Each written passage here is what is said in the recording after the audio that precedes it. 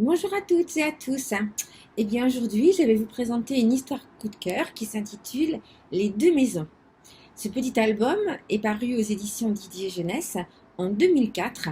C'est une histoire contée par Didier Kowarski et c'est l'histoire donc de deux petits personnages qui s'aiment follement d'amour et puis qui parfois se disputent très très fort, aussi fort qu'ils s'aiment. Ce jour-là, la dispute va être vraiment très très forte, les mots vont être très très durs. Et puis du coup, ça va être difficile à surmonter, ils vont devoir s'éloigner parce que vraiment, il y a des fois où il vaut mieux ne plus se voir plutôt que de se dire des choses très désagréables. Mais heureusement, ça va bien bien se terminer. Les deux maisons.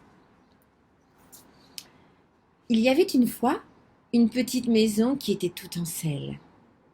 Dans la petite maison qui était toute en selle, il y avait un petit vieux qui était tout en sel et une petite vieille qui était toute en sucre.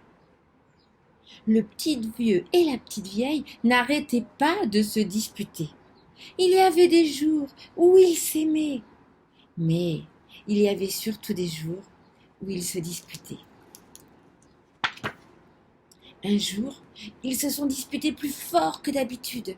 Et le petit vieux, qui était tout en sel, a dit à sa petite vieille: Fiche-moi le camp, sa petite vieille en sucre.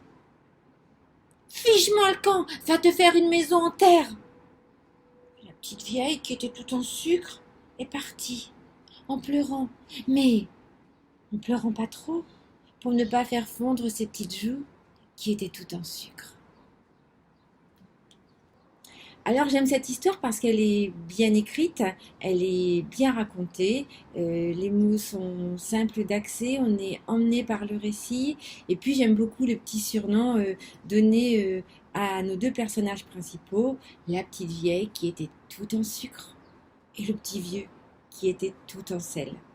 Donc il y a un jeu de mots là avec le sucré salé, avec la douceur de la vie et l'âpreté parfois de certains moments que nous vivons.